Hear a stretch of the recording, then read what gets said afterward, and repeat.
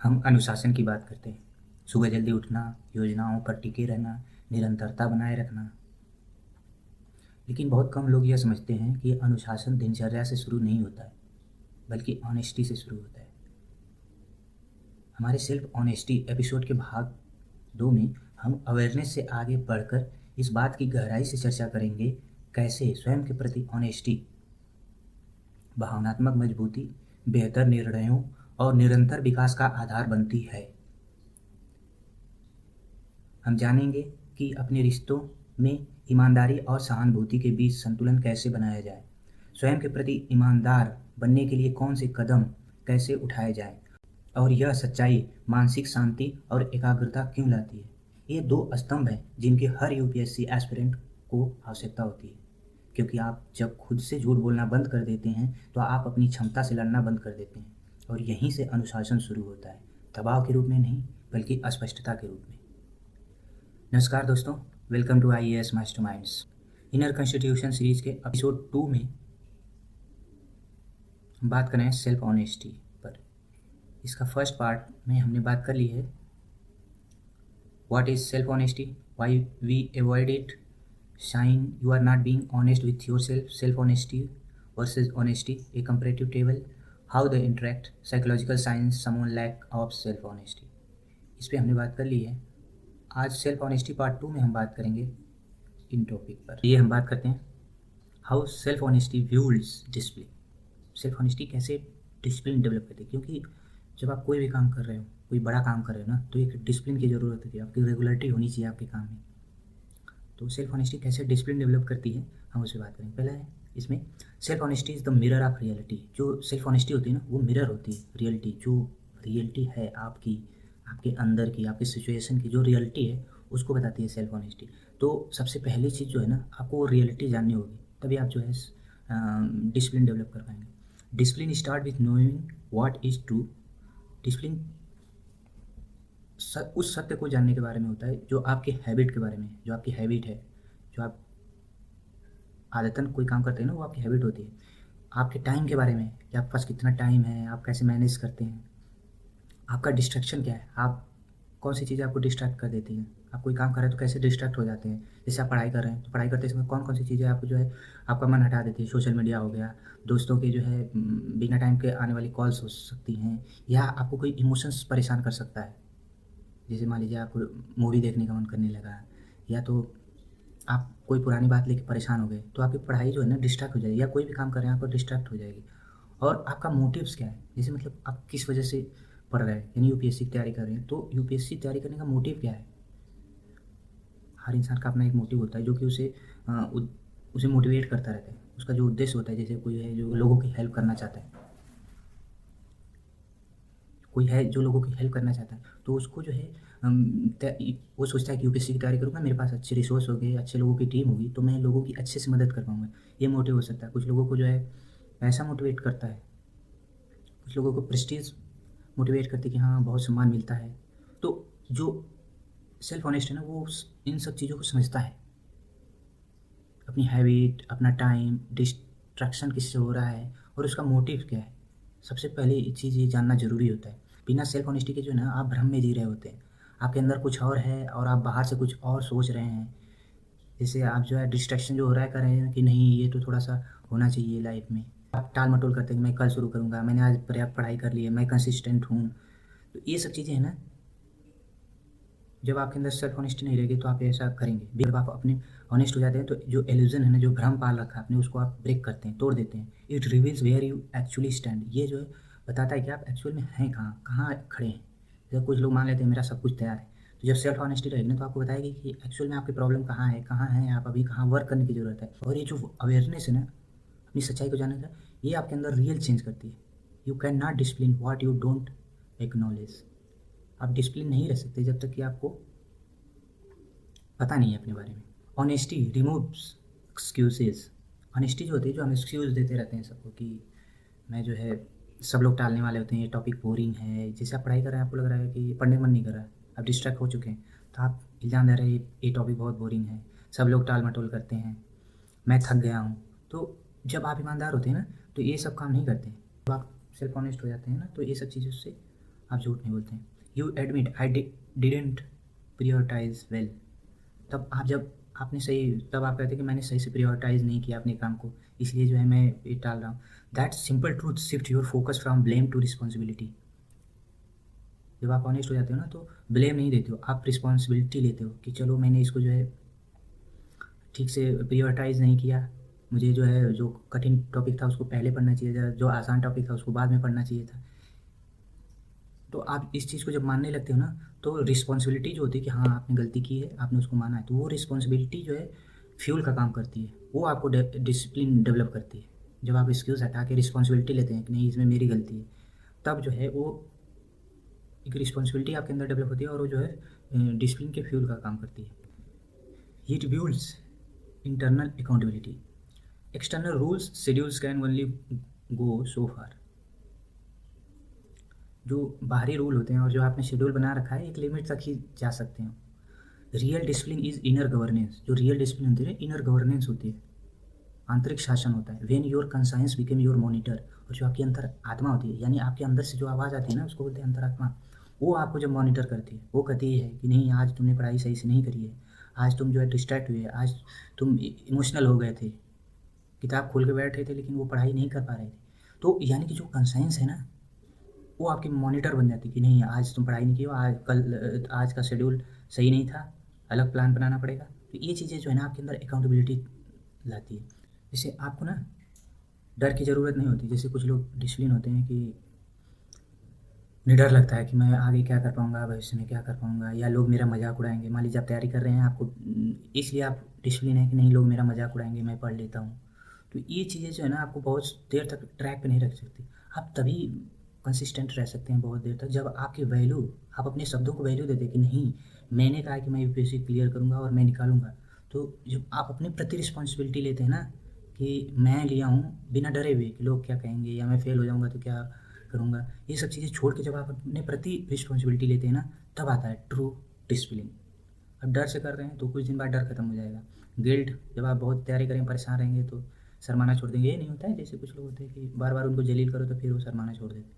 तो आप जब बहुत समय तक रहेगा तो फिर आपके अंदर का वो गिल्ट भी निकल जाएगा, कौन क्या करेगा उससे फ़र्क नहीं पड़ेगा। तो फिर आप वहाँ पे डिसिप्लिन आपका टूट जाएगा। जो आपने डर और गिल्ट की वजह से एक डिसिप्लिन बना रखा था वो बहुत समय तक नहीं चलेगा। लेकिन जब आप अपने वर्ड को यानी जो आपने कहा है कि मैं बनूँगा, तो उसको अगर आप वैल्यू देते हैं तब जो है वो वाला डिसिप्लिन जो होगा ना वो बहुत देर तक चलेगा। तो self honesty turns integrity into habit. Self honesty जो होती है ना आपकी इंटीग्रिटी को हैबिट में बदल देती है। जो आपके अंदर ईमानदारी है ना, मतलब आपके अंदर जो चल रहा है उसको बाहर रहती है, और जो अंदर वाली चीज़ें है वो जब हैबिट डेवलप हो जाएगी ना, यानी कि आपका अंदर जो आपके इमोशंस हैं, जो आपकी चीज़ें चल रही है वो आपके जो बिहेवियर में आ जाता है ना, तब वो जो होता है पक्का वाला डिसिप्लिन होता है। It clarify your why. जो होता है ना सेल्फ ऑनेस्टी आपका वाई बताती है कि आप क्यों कर रहे हैं। जैसे कोई भी काम कर रहे हैं, मान लीजिए यूपीएससी की आप प्रिपरेशन करें, क्यों कर रहे हैं, वो जो क्यों होता है ना बहुत इंपॉर्टेंट होता है। 3 वर्ड का ये शब्द है ना, लेकिन ये लाइफ चेंजिंग है। वाई। यूपीएससी के इंटरव्यू तक में पूछा जाता है प्रश्न हर दूसरे तीसरे पर्सन से कि आप जो है यूपीएससी मतलब आईएएस क्यों बनना चाह रहे हैं या यूपीएससी क्लियर क्यों करना चाह रहे हैं। इसी तरीके से आपके प्रिपरेशन के दौरान भी ये पता होना चाहिए कि क्यों, यानी कि वो जो है ना कंसिस्टेंसी उनके अंदर होती नहीं है। जैसे कुछ लोग हैं कि मतलब उनको इज्जत चाहिए, मान सम्मान चाहिए, इसके लिए तैयारी कर रहे हैं, तो फिर जब इसकी कठिनाई झेलनी पड़ती है ना, 1-2 बार फेल हो जाते हैं तो फिर वो कहेंगे अरे यार समान ज़िंदगी जी लेंगे हमको नहीं चाहिए समान, इतनी मुश्किल नहीं झेल सकते, यानी कि वहाँ फेल हो जाएंगे। जिनको पैसा मोटिवेट करता है वो सोचेंगे रे यार बिजनेस कर लेंगे इससे ज़्यादा कमा लेंगे, तो वो चीज़ें ना फिर ये कंसिस्टेंट नहीं रह पाएंगे। Self honesty helps you reconnect with your Y.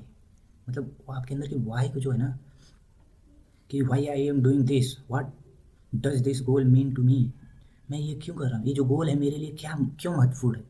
तो जब आप अपने अंदर एक वाई डेवलप कर लेंगे ना तब जो है when you are honest about your motives, यानी कि जो आपका मोटिव्स है क्यों आप तैयारी कर रहे हैं, and values this and values जो आपके मूल्य हैं, यानी कि आपका जो मोटिव्स है आपका जो मूल्य है, discipline became voluntary not force. जब आप ये ढूंढ लेंगे अपना मोटिव्स और आपके जो वैल्यूज़ हैं इनके प्रति अगर आप ईमानदार हैं तब जो है ना जो डिसिप्लिन जो है वो एकदम स्वैच्छिक हो जाएगा। फिर फोर्स की किसी ज़रूरत ही नहीं है। आप एकदम रूटीन में काम करेंगे, अपने शेड्यूल के हिसाब से काम करेंगे, अपने टाइम टेबल के हिसाब से काम करेंगे। आपके अंदर आ जाएगा कि मैंने ये काम लिया है, मुझे ये करना है। तो ये जो है सेल्फ ऑनेस्टी डेवलप करती है, क्लैरिफाई करती है your why.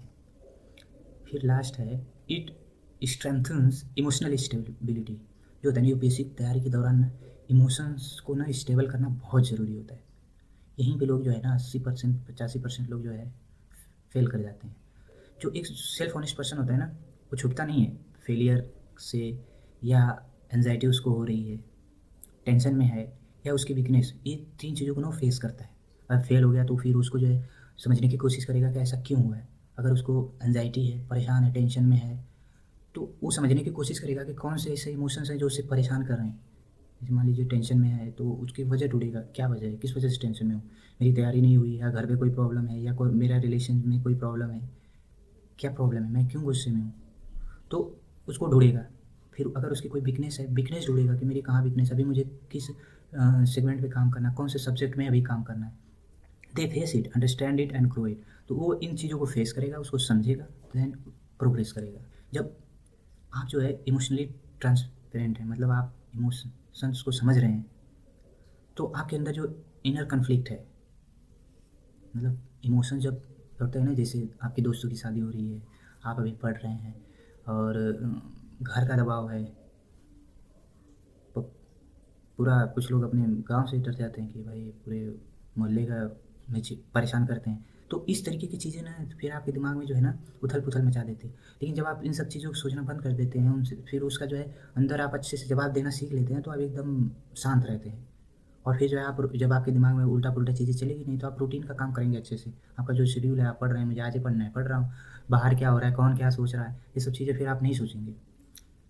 That is the emotional foundation of discipline. और ये जो होता है ना, ये जब आपके दिमाग में, जैसे आप रात में कोई टेंशन में है, आप परेशान हैं, सोए हैं, नींद भी नहीं आई, अब सुबह भी आप जो है सुबह का भी रूटीन ख़राब कर देंगे, क्योंकि किसी ने कुछ कह दिया आपको, या घर वालों ने कुछ कह दिया, या किसी दोस्त ने आपको चिढ़ा दिया, या आपके अंदर भय आ गया कि होगा कि नहीं होगा। बहुत लोग फेल हो जाते हैं। तो इस तरीके के जो इमोशंस आ गए ना, तो फिर आपका जो है रूटीन टूट जाता है। तो सेल्फ ऑनेस्टी जो है ना, इसको जो है स्टेबल करती है इमोशंस को। आप किस वजह से भयभीत हैं, अगर कोई कुछ कहा है तो आप उसे इग्नोर करना सीख जाएंगे। ये होता है when your mind stop fighting truth. जब आपका दिमाग सत्य से लड़ना बंद कर देता है, तो आपकी जो एनर्जी है ना वो फ्लो होती है। मतलब आप उधर लड़ने में अपनी एनर्जी खर्च नहीं करें, तो आपका जो एक्शन है, जो आपका डेली का काम करना है, आप वहाँ अपनी एनर्जी जो है इस्तेमाल करेंगे। आप किसी से झगड़ा हो गया तो आप वहाँ पे पूरा दिन भर सोच रहे हैं उसी में, कैसे ये मुझे ऐसे क्यों कह दिया, क्या कर दिया। जब आप वो सोचेंगे तो फिर आपकी एनर्जी वहाँ लॉस हो रही है। हाँ, जो हुआ काम खत्म करिए, उसको सॉर्ट आउट करिए, फिर अपने डेली रूटीन में लग जाइए। या जैसे कभी कभी क्या होता है, घर पे कोई बीमार है, तो आप बाहर हैं तो आप परेशान हो गए।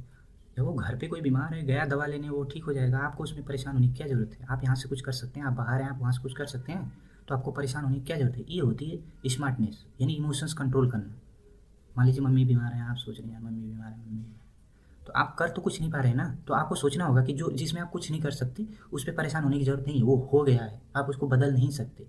तो कुछ अगर अनहोनी हो गई है तो उसको वहीं ख़त्म करिए, कि आप उसमें कुछ नहीं कर सकते। जैसे आप फेल हो गए तो फेल हो चुके हैं आप, पीछे का सोच सोच के आप उसको बर्बाद नहीं कर सकते।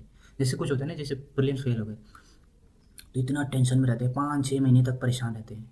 जब उनको लगने लगता है 5-6 महीने बर्बाद कर चुके थे, तो सोचते चलो पढ़ाई करें, तब तक वो इतना बर्बाद कर चुके थे टाइम कि अगला अटेम्प्ट भी उनका ख़राब हो जाता है। तो आप अगर प्रीलिम्स फेल हो जाते हैं तो आपको इतना टेंशन नहीं लेना है कि अगला वाला भी ख़राब हो जाए। 10 दिन 15 दिन बहुत है। आप जो फेल हो चुके हैं, आपने कोई गलती की है, कुछ कमी रह गई है, तो आपको उसमें जो है ना परेशान होने की ज़रूरत नहीं है। तो ये होता है इमोशनल स्टेबिलिटी। आप अपने इमोशंस को जो है कंट्रोल कर रहे हैं। In short, self honesty awareness develop करती है। अवेयरनेस जो होती है एक्सेप्टेंस डेवलप करती है, अकाउंटेबिलिटी आती है, फिर एक्शन, फिर डिसिप्लिन। यानी कि हम इसको थोड़ा समझा देते हैं। सेल्फ ऑनेस्टी जो है ना, अवेयरनेस, यानी कि जब सेल्फ ऑनेस्ट हैं आप, तो कोई कुछ हुआ है, तो मान लीजिए आप एग्जाम में फेल हो गए, प्रीलिम्स में फेल हो गए, तो आप जब अवेयर होंगे तो आप समझने की कोशिश करें क्या प्रॉब्लम रह गई है। यानी कि मेरा ये सब्जेक्ट, मान लीजिए इकोनॉमिक्स आपका कमज़ोर रह गया था, तो आप जो है इसको एक्सेप्ट करते हैं कि हाँ ये कमज़ोर हो गया, यहाँ से मेरा प्रश्न छूट गया था, या ज़्यादा गलत हो गया, तो आपने इसको एक्सेप्ट कर लिया कि हाँ यहाँ गलती।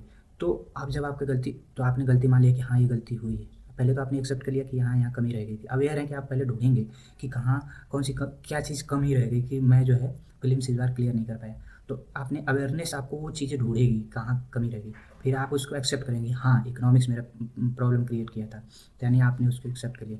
तो जैसे ही आप एक्सेप्ट कर लेंगे, आपके अंदर अकाउंटेबिलिटी आ जाएगी, उत्तरदायित्व की अब मुझे इस पे वर्क करना है।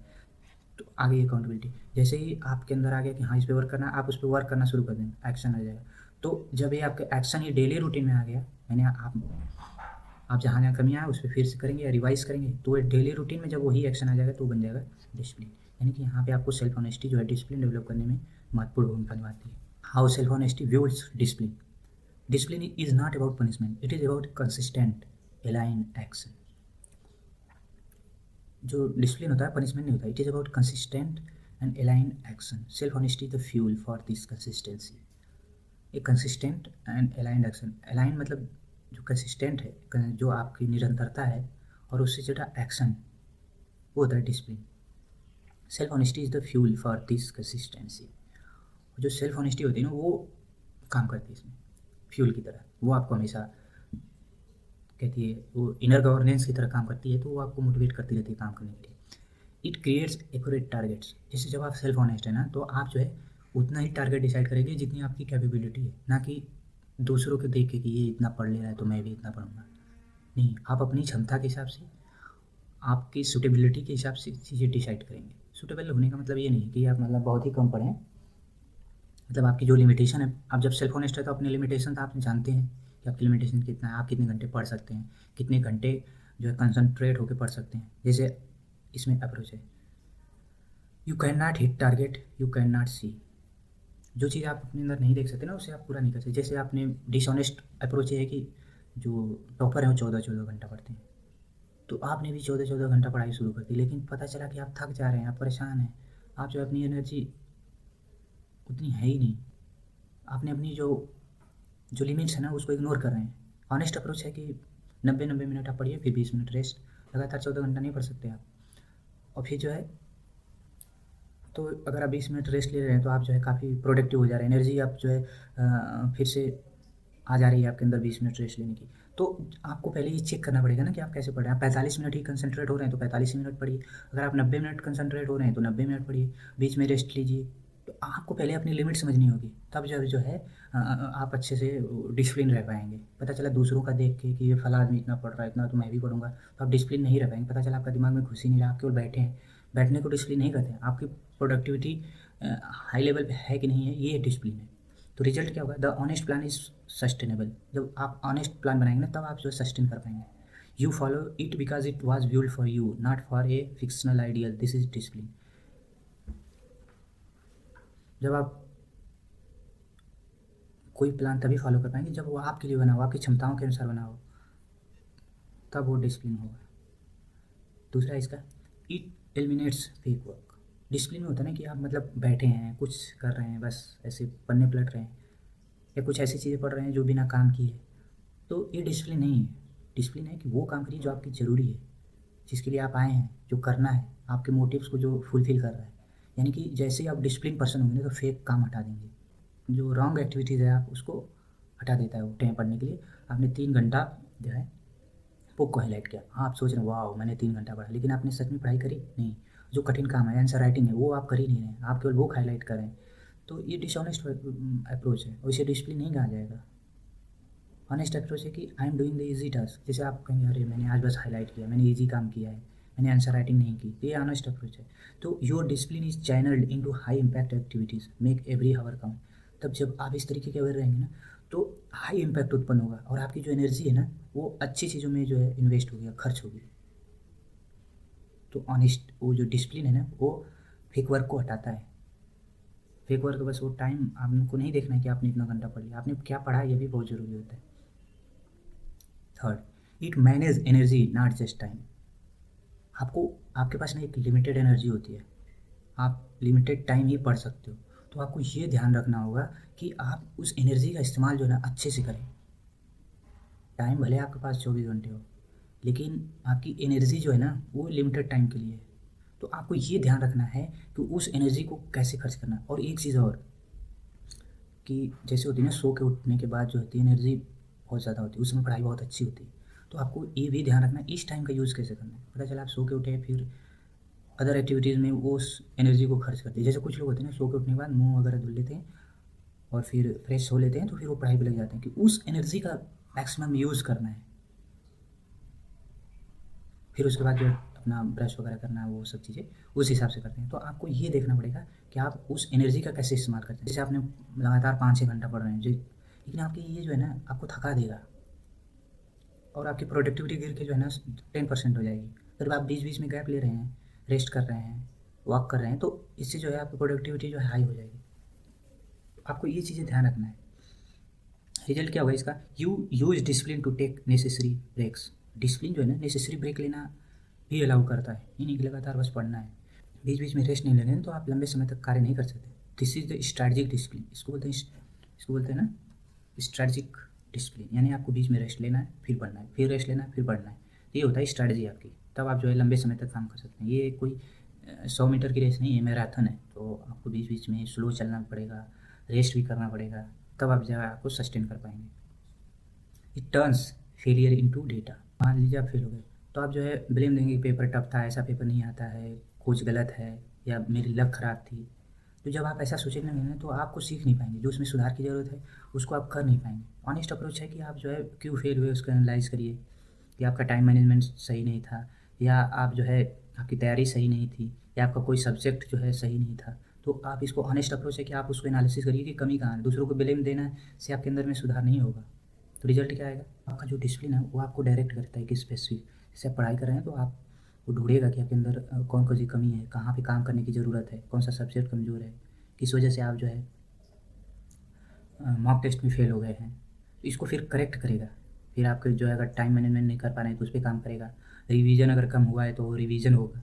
तो इसे बोलते हैं ना एडाप्टिव एडाप्टिव डिसिप्लिन, यानी कि उन चीज़ों को फिर जो है अभी क्या सुधार करने की ज़रूरत है उस पर वो वर्क करेगा। तो इसको एडाप्टिव डिसिप्लिन बोलते हैं। अब सेल्फ ऑनेस्टी वर्सेस डिसिप्लिन, इसका जो है ना कंपैरेटिव हम लोग थोड़ा देखते हैं इसको। एस्पेक्ट सेल्फ ऑनेस्टी डिसिप्लिन, तो पहला एस्पेक्ट है इसका कोर मीनिंग क्या है। एक्सेप्ट एक ऐसी क्षमता जो देखने की और स्वीकार करने की, किसके बारे में, आपके बारे में, आपके मोटिव्स, मतलब आपका उद्देश्य क्या है, आपकी जो है लिमिटेशन क्या है, आपकी स्ट्रेंथ्स क्या है। इसको जो है ना सेल्फ ऑनेस्टी एकदम ईमानदारी के साथ देखती है कि आपके अंदर आपका मोटिव्स क्या है, कोई काम करें उसका उद्देश्य क्या है, आपकी लिमिटेशन क्या है, आप कितना देर तक काम कर सकते हैं, आपकी स्ट्रेंथ क्या है। जब आप स्ट्रेंथ समझेंगे तो आपको वीकनेस भी पता चलेगी। मतलब ये बिना इसको इनकार किए उसको एक्सेप्ट करती है। और डिसिप्लिन क्या है, आपकी प्राथमिकताओं, मूल्य और आपके लक्ष्यों से जुड़े हुए, जुड़कर जब आप लगातार काम करते हैं तो वो हो जाता है डिसिप्लिन। चाहे कितना भी आपके अंदर इमोशन प्रॉब्लम हो, या कोई कंफर्ट जो है आप रेसिस्ट कर रहा है, इससे आप जो है दूर हट के वो काम करें तो हो जाता है डिसिप्लिन। इनर फंक्शन क्या है, सेल्फ ऑनेस्टी जो है अवेयरनेस एंड क्लियरिटी लाती है। It tells you where you really are, वो बताती है कि आप एक्चुअली में हैं कहाँ। Discipline execution and consistency, it takes you where you need to go, ये बताता है। सेल्फ ऑनेस्टी बताती है आप हैं कहाँ, डिसिप्लिन बताता है आपको जाना कहाँ है। Focus area mind and perception understanding reality, वो कहते हैं माइंड जो होता है ना एंड परसेप्शंस, जो आपके अंदर परसेप्शन बना रखा है, और दिमाग वो आपके अंडरस्टैंडिंग रियलिटी, आपकी जो है रियलिटी को समझते हैं। और इसमें है डिसिप्लिन में बिहेवियर एंड एक्शन, जो आपका बिहेवियर है और काम, जो आप काम कर रहे हैं वो जो है रियलिटी का निर्माण करता है। Purpose to remove self deception and confusion, to remove self deception, जो आत्म धोखा इसको बोलते हैं। सेल्फ डिसेप्शन मतलब होता है कि आप हैं कुछ और लेकिन अपने बारे में बढ़ा चढ़ा के खुद सोचते हैं, तो मतलब कुछ ऐसी रियलिटी जिसको आप बढ़ा चढ़ा के देख रहे हैं, तो उसे बोलते हैं सेल्फ डिसेप्शन। और आप कंफ्यूज हैं, आप चीज़ों को अपने बारे में समझ नहीं रहे, तो इसको रिमूव करना है, ये होता है सेल्फ ऑनेस्टी का। To convert understanding into study progress. और डिसिप्लिन में होता है कि आपकी जो अंडरस्टैंडिंग आपने सेल्फ ऑनेस्टी से डेवलप कर ली है उसको लगातार प्रोग्रेस में बदलते रहना है। कि आपने अपनी कमी ढूंढ ली, सेल्फ ऑनेस्ट है तो आप अपनी कमी ढूंढ लें और फिर उसको जो है आप उस कमी पे वर्क करके अपनी प्रोग्रेस सुनिश्चित कर रहे हैं, ये डिसिप्लिन डिसाइड करता है। संचालित कैसे होती है self honesty, truth and reflection, आपके अंदर जो सत्य है और आप जो चिंतन मनन करके जो चीज़ें ढूंढें कि मुझे इस पर काम करना है, ये मेरे लिए ज़रूरी है, आपने जो सोचा है, तो वो जो है ना सेल्फ ऑनेस्टी को जो है ड्राइव करता है, मतलब ड्राइव करता है। डिसिप्लिन जो है commitment and will power, discipline जो है कमिटमेंट से, नहीं मैं ये काम लिया हूँ तो मुझे करना है, अपनी दृढ़ इच्छा से, इससे जो है ये ड्राइव होता है। चैलेंजेस क्या होते हैं, अनकंफर्टेबल असुविधाजनक रियलिटीज़ है आपके अंदर, या कोई कमी है आपकी, कोई सब्जेक्ट कमज़ोर है, किसी चीज़ में आप कमज़ोर हैं, या कोई और भी कमी हो सकती है आपके अंदर, जैसे आपकी कम्युनिकेशन स्किल्स सही नहीं है, आप लोगों से मिलजुल नहीं पाते अच्छे से, तो ये चैलेंजेस है, आपको पहले फेस करने आना चाहिए कि नहीं, अगर कोई भी कमी है मैं इसे दुरुस्त करूँगा, ये भाव होना चाहिए। कोई भी गलत चीज़ है मैं उसे स्वीकार करूँगा, हाँ ये है मेरे अंदर। जैसे कुछ लोग इगोइस्टिक होते हैं तो, लेकिन वो एक्सेप्ट नहीं करते, लेकिन आपको एक्सेप्ट करना पड़ेगा, तभी जब आप जाके रियल चेंज ला पाएंगे अपने अंदर। Staying consistent despite distraction or emotion, जो कंसिस्टेंट रहने के लिए ज़रूरत है कि आप अपने डिस्ट्रैक्शन को हटाएं, और जो आप इमोशंस हैं जो बीच बीच में आ जाते हैं परेशान करते हैं आपको, उस पर वर्क करना पड़ेगा। Failure mode, self deception, denial, rationalisation.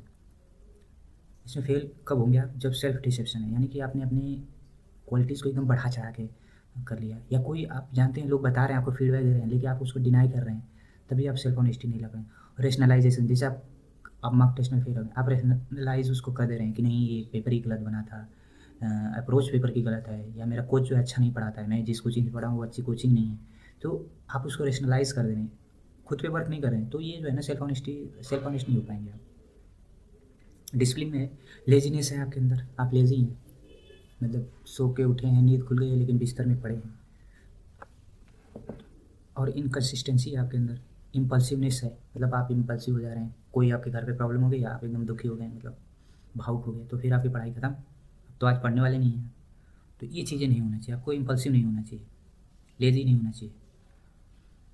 Outcome Ben practice, जब आप सेल्फ ऑनेस्टी प्रैक्टिस करते हैं तब क्या होता है, क्लैरिटी आती है, इमोशनल बैलेंस होता है, फिर आपको जो है ऑथेंटिसिटी आती है। और डिसिप्लिन में क्या होता है, अचीवमेंट, आप जो लक्ष्य निर्धारित किए हैं उसको आप अचीव कर लेंगे, एक सत्यता आती है, एक आंतरिक जो ऑर्डर होता है वो आता है। डिसिप्लिन और सेल्फ ऑनेस्टी कंबाइंड हो जाते हैं एक साथ। You know your truth and live by it, आप अपना सत्य जानते हो और उसके द्वारा जीना शुरू कर जाते हैं। तो ऑथेंटिसिटी प्लस डिसिप्लिन जब ये आता है तो आपके अंदर एक इनर पावर आ जाती है, कोई भी कठिन से कठिन काम हो, जब आप तो आपके अंदर की जो आंतरिक शक्ति है ना वो आती है आपके अंदर। और इंटीग्रिटी, सत्यनिष्ठा, आप जो अंदर है वही बाहर है। एथिक्स फोर्थ पेपर में ना इंटीग्रिटी पूरा एक जो है पूरा टॉपिक है, हर साल कम से कम 20 से 30 नंबर के प्रश्न मेंस में आते हैं, केवल एक छोटे से वर्ड इंटीग्रिटी, ये कितनी इंपॉर्टेंट चीज़ है। और इसी इंटीग्रिटी को चेक करने के लिए तो एक पेपर ही डाला गया है यूपीएससी में। तो जब आप सेल्फ ऑनेस्ट होंगे ना तो आप इंटीग्रिटी आपके अंदर आएगी, आप एक जो है ईमानदार सत्यनिष्ठ पर्सन बनेंगे, तो आपको वहाँ भी काम आएगा, लिखने में भी, आपके पर्सनालिटी के लिए भी बहुत ज़रूरी है। यूपीएससी में जो इंटरव्यू होता है उसमें भी यही चेक किया जाता है, आपकी इंटीग्रिटी कितनी ईमानदार है।